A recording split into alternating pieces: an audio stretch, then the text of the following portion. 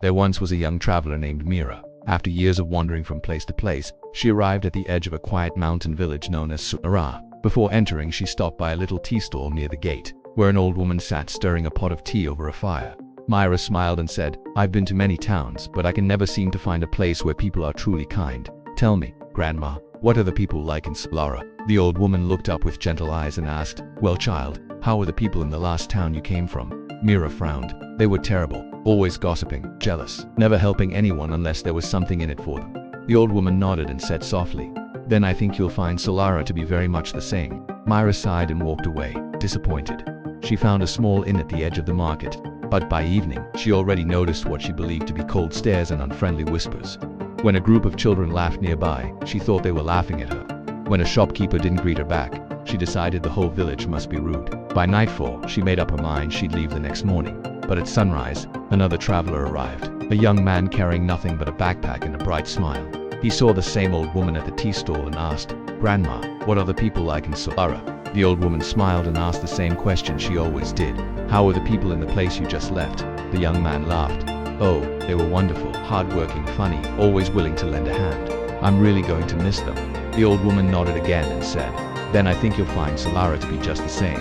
He thanked her and walked into the village with excitement in his eyes. That afternoon, he passed the same inn where Mira was checking out. He smiled warmly at her and said, "Hey there, I just got here. Do you like it here?" Mira scoffed. "No, the people are unfriendly. The place feels cold. You'll see soon enough." But the young man stayed. He smiled at every stranger. He helped the shopkeeper lift a heavy crate. He played with the children who laughed in the streets. And slowly, something magical happened. The same villagers who seemed so cold to Mira smiled back at him, waved to him, and offered him fruit and stories. The whole place began to feel alive.